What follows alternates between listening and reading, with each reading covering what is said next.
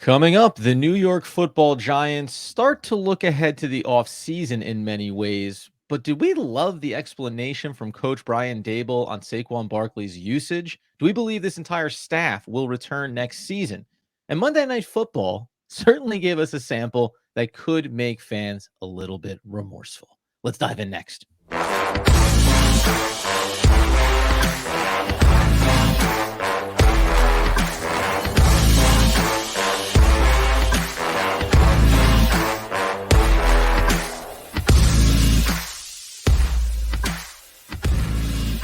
Yes, my friends, it's OGP, the One Giant Podcast, where you know that we are your host. Over here, Adam Arbrecht, over there, Andrew Makowitz. Thank you for making us a part of your mornings here as we're on YouTube and the podcast feeds, wherever you get those needs fulfilled. And Andy, we kick things off with a little look back on Monday Night Football. How did you feel watching Seattle get the last second victory over the Eagles, knowing it was bad technically when we thought the Giants had playoff aspirations, but also maybe even worse because it makes it look like the Eagles are a beatable team down the stretch? Yeah, it was a difficult one for Giant fans because you're kind of dealing with two things that are opposing factors. One is you don't want the Eagles to look very good because you have to play them twice if you were hoping to make the playoffs. But the other piece is Seattle is one of your biggest competitors for one of those last wild card spots. And knowing that they have the tiebreaker over the Giants, this was a game that Philly had to win. You were hoping that Philly could win it sloppily and not looking very good. And Adam, we were Right. actually close to that happening. Like we were one Drew Lock 92-yard under 2 minute miraculous drive away from everything being handled the way the Giants would have hoped. Unfortunately, on Sunday, the lifeless New York Giants could not get a win against New Orleans Saints. They kind of rendered the outcome of this game useless. But to your point, man, what a squandered opportunity it feels like for the Giants, knowing how vulnerable the Eagles actually look.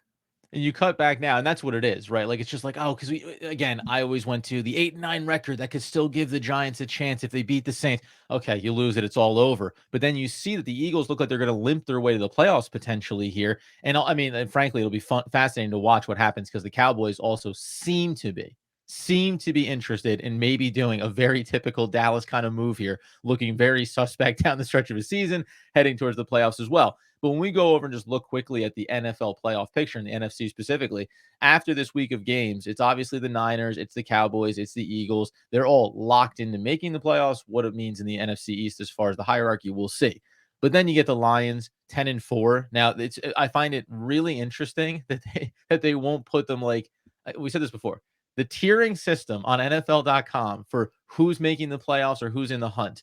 I don't know why you're insistent on making the Lions be a part of the in the hunt group when they are 10-4 and their closest competition is the Vikings at 7-7. It just seems insulting. Nevertheless, 7-7 Bucks, 7-7 Vikings, 7-7 Rams, now 7-7 Seahawks, 7-7 Saints. Like it it's weird how after this 1 week you look at it and you go to the Giants 5-9.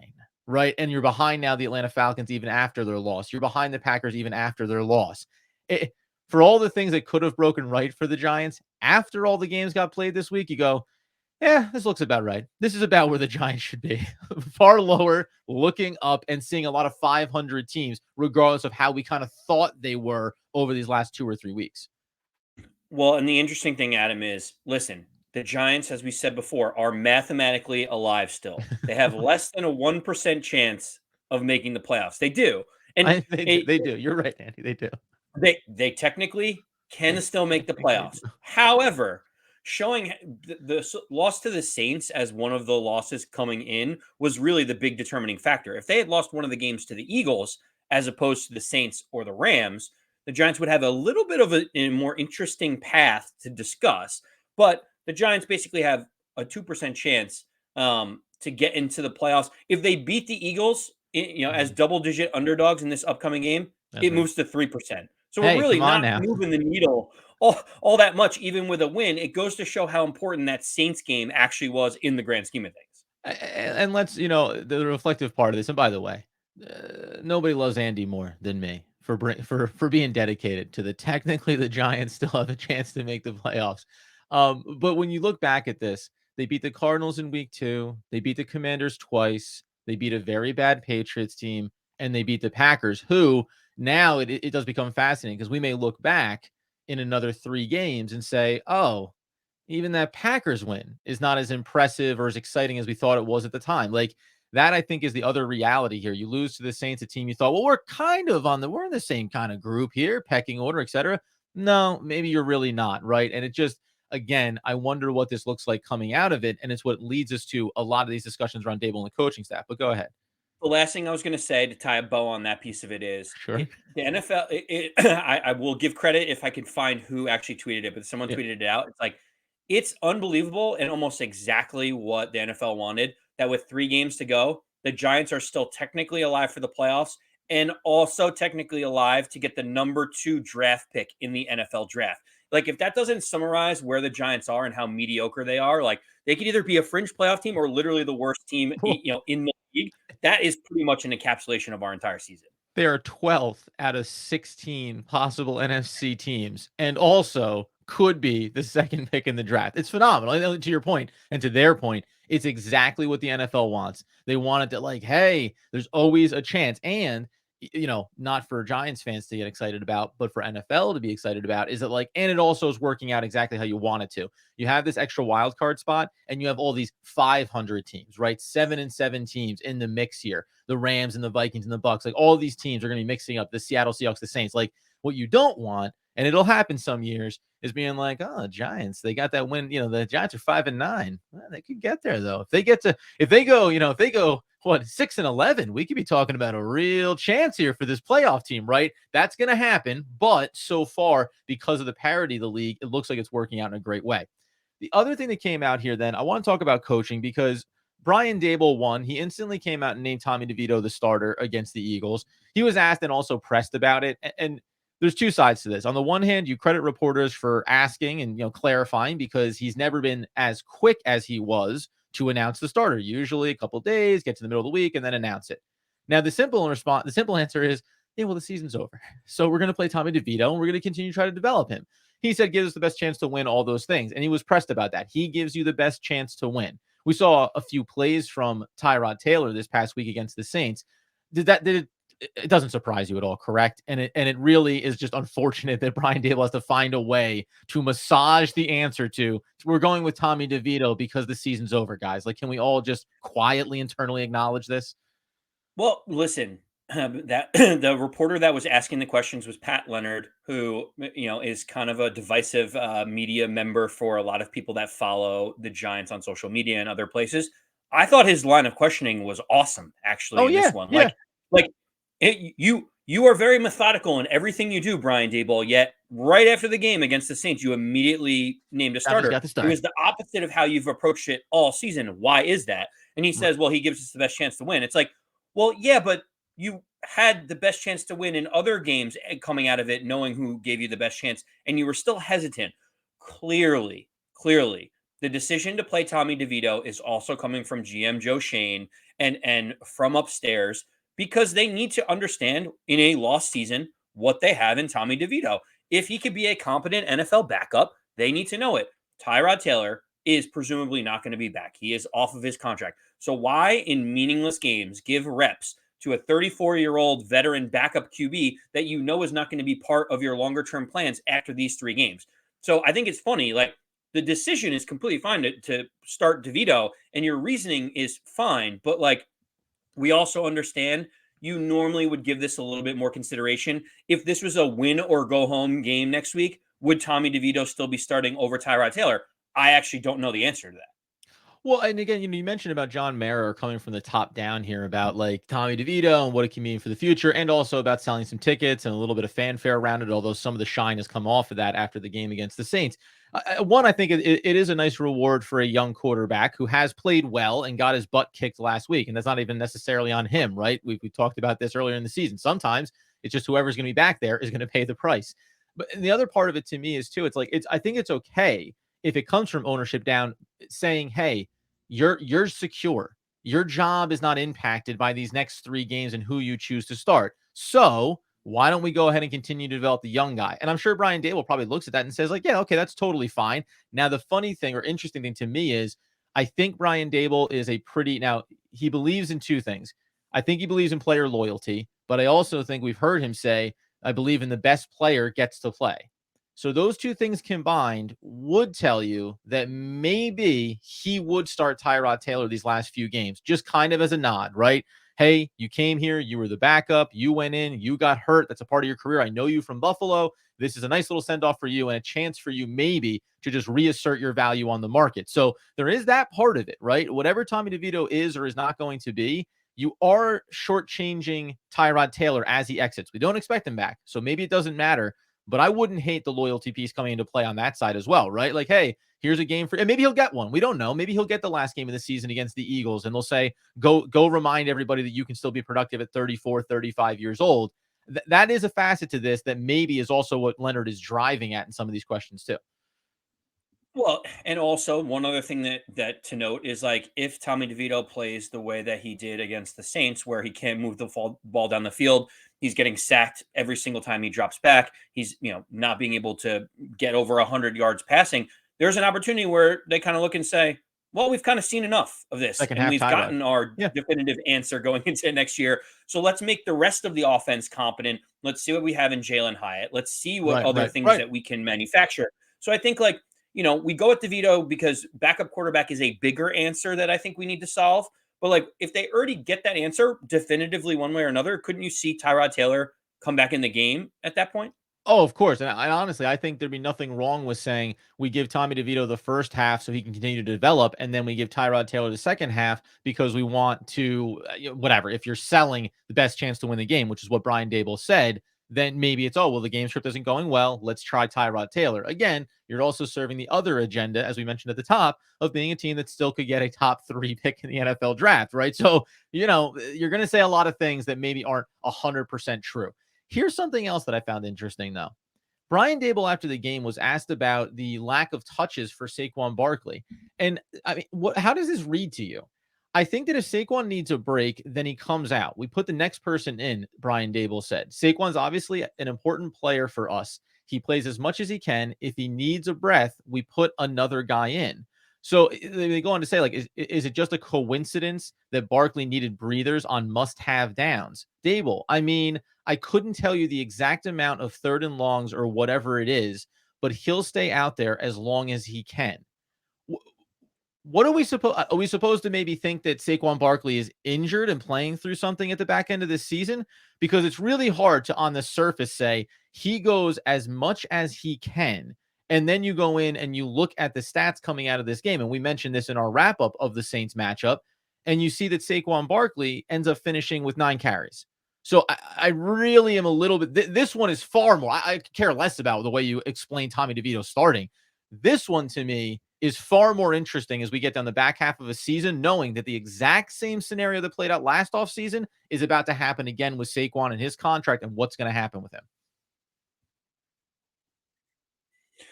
Well, it's tough because what I think Dayball is saying is like, hey, listen, if he runs the ball twice hard and gets hit and he needs to tap himself on the head and take himself out, like I can't control that. I want him to get the breathers that he needs.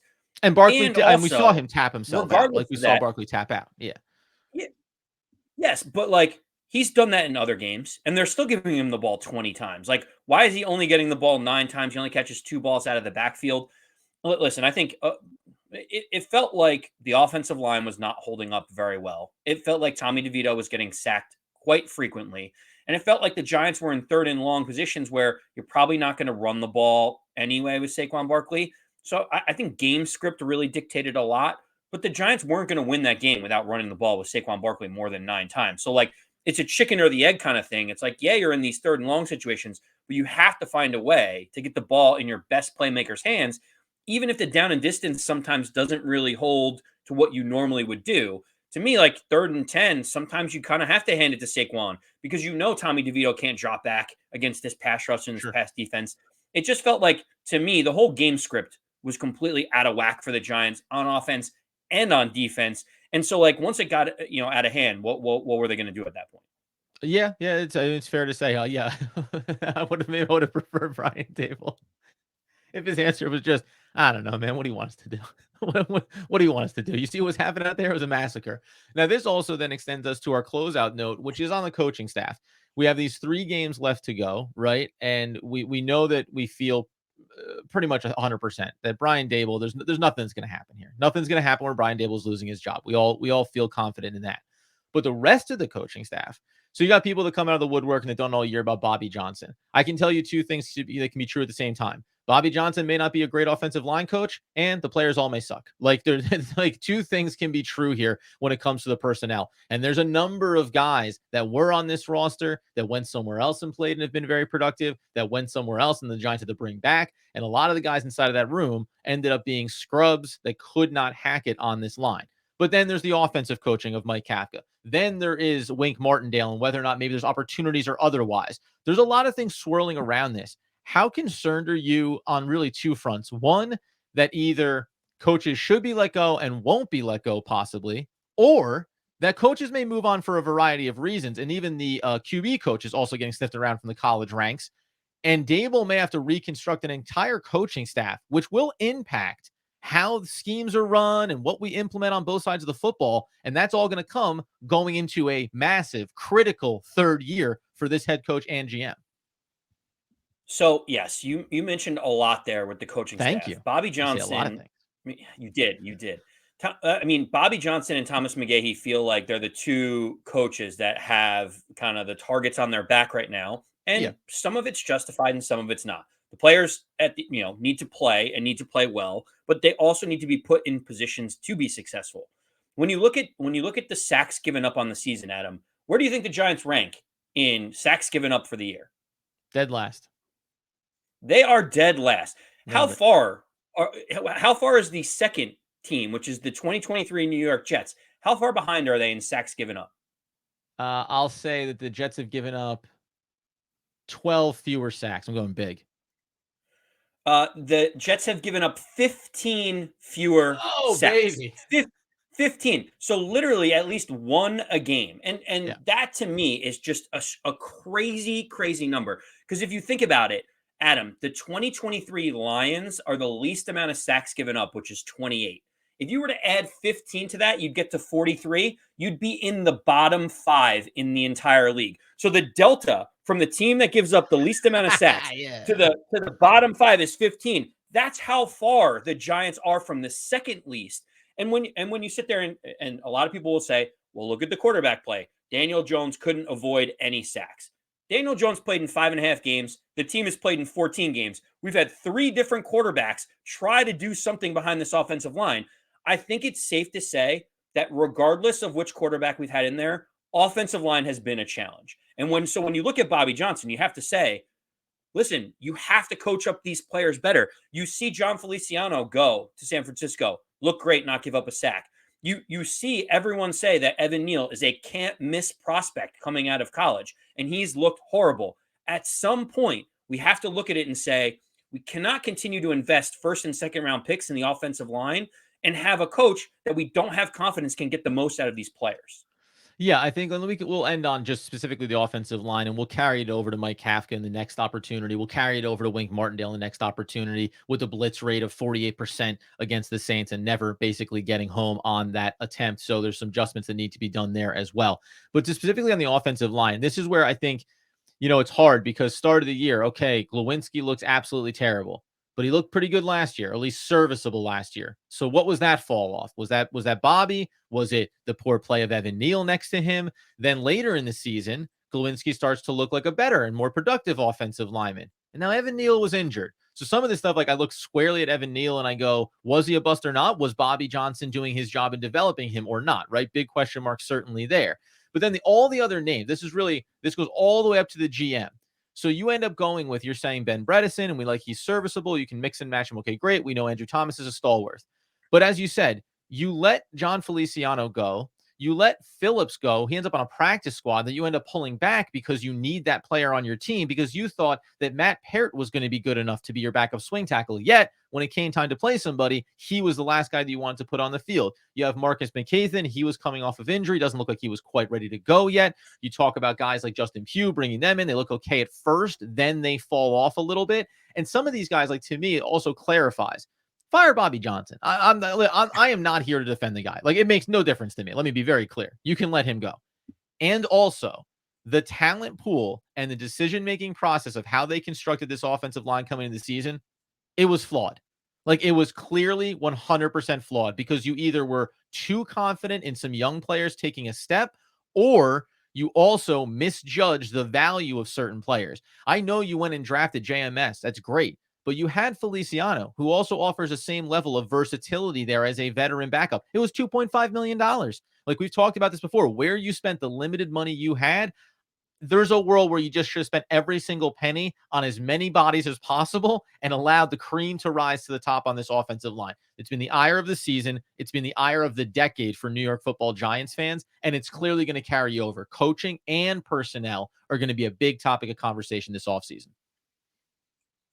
Adam, the one other thing I was thinking about to that note, doesn't it feel like everyone kind of looked around and said, like, okay, what's the plan at right tackle? And they're like, well, Evan Neal has to be better. Yeah. And you're like, okay, what if he's not? What if he is not? What is the plan No, if Andrew, Evan Neal does not progress the way that we want? And it feels like everyone has crickets in the room, right? Like, that's where I feel the miss was. It was everyone assumes that we have to get better play from Evan Neal, and there was no real backup plan because keeping Matt Peart as the swing tackle was not smart. Letting Tyree Phillips go, everyone was like, why did he get let go? They're like, I don't know, it's above my pay grade. It's like, well, who's making this call? Who has Joe Shane, by the way, plans? that was Joe Shane's response. Joe Shane said it's above my pay grade. They're like, no, Joe, I'm pretty sure it is your pay grade. But so, like, it feels like there's a whole host of things. One, the quarterback play has not helped the offensive line look good. Two, it doesn't seem like the players are getting coached up appropriately. Three, it doesn't seem like the players are fulfilling all of their potential, regardless of who's out there. And four is there are players when they leave that look great on other teams. Yeah. Kevin Zeitler has looked good for the Ravens. We talked about John Feliciano, hasn't given up a sack yet. Will Hernandez has a 70 Pro Football Focus rating for the Arizona Cardinals. And I will admit, I was one of the first people to put my hand up and say, Will Hernandez does not have a starting job on the Giants. After all of this, Adam, and seeing other people leave and at least play not only serviceable, but flourishable, like, I'm sitting here questioning myself. I'm like, I saw these players not playing well. It's got to be the players. It feels like it's decisions made by the coaching staff and the front office that have not put any of these players on the entire offense in a position for success. Yep, and I think those are the big questions that start to loom. Now, we have in the short term Thursday Night Football. We have the weekend slate. We have the Giants against the Eagles. There's still a lot that we're going to learn. I think young players are going to be a real focus here, and hopefully Brian Daboll and the staff plan on playing them extensively to continue to get sample sizes. But to your point, there's a lot of things here, man, and it goes all the way up the chain to Joe Shane. And as we get towards the offseason, we're going to look back and reflect on these first couple of years for him and were there questionable decisions. God knows the largest one might have been that contract that they gave to Daniel Jones. There's a real talking point there around the decision-making process with Saquon Barkley and Daniel Jones and how Joe Shane, quote, executed that offseason and whether or not he arguably did it in the worst possible fashion. We'll get into that. We will. And you can be a part of that by following us over on YouTube at One Giant Podcast, on Twitter at One Giant Podcast, at AndyMac214, and at Adam Armbrecht. Until next time, though, as Andrew Makowitz would want, need, and nay, demand you the people know. As always, let's go Big Blue.